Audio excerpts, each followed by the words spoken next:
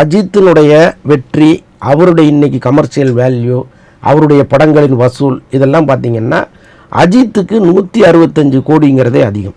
இப்போ good bad அக்லிக்கே அவர் வாங்கின சம்பளம் வந்து 165 கோடி. இந்த தொகையே அதிகம்ங்கிறது தான் இப்போ இண்டஸ்ட்ரியில் பேசப்படுகிற விஷயமா இருக்குது.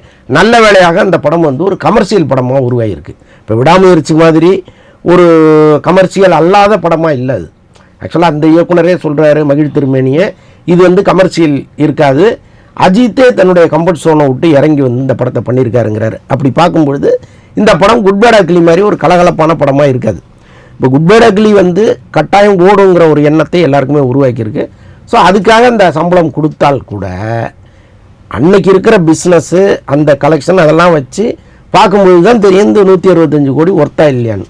இப்போ அப்படி ஒரு சூழல் அங்கே இருக்கும் பொழுது 226 கோடி நான் தர்றேன்னு ஒரு நிறுவனம் முன் வந்ததுன்னா அதனுடைய கணக்குகள் என்னவாக இருக்குங்கிறத நம்ம ஈஸியாக புரிஞ்சுக்க முடியும்.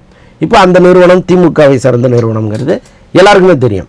அப்போ தேர்தல் நேரத்தில் விஜய்க்கு நேர் எதிரியாக இருக்கிற அஜித், அவருடைய ரசிகர்களை நாம் கவர்ந்துட்டா போதும்.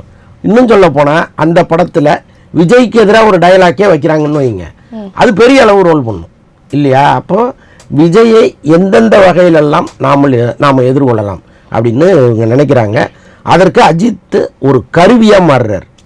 அஜித் நான் எனக்கு அரசியல் கிடையாது, நான் அப்படி இப்படின்னு பல விஷயங்களை அவர் சொன்னால் கூட தெரிந்தோ தெரியாமலோ போய் இந்த படத்தில் அவர் கமிட் ஆனார்னா இதுதான் நடக்கும்.